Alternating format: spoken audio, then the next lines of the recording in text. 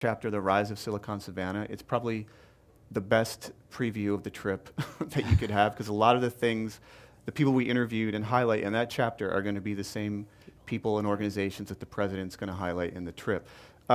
My personal view, and I think it's shared in our book, of what I'd like to see from the trip is, and it goes to some of our looking at Africa differently, I would like to see, both from the U.S. policy perspective, but also across the global public, a more balanced way of approaching Africa, and that means balancing the security stuff, right? Security stuff is important, and these things like Shabab are serious, and terrorism, and the commercial. And one of the things Aubrey and I say in the book is that if you try to approach Africa, and I talked about this with the students earlier, or even much of the world, with this worldview that takes security and disconnects the economic part, you're going to have a skewed view.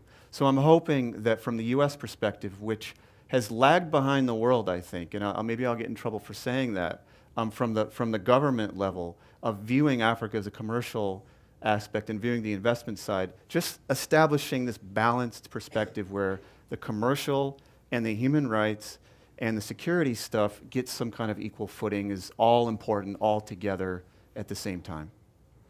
Normality sounds like a great outcome. Yeah. A little bit of balance. Yeah. Well, here's to the new normal.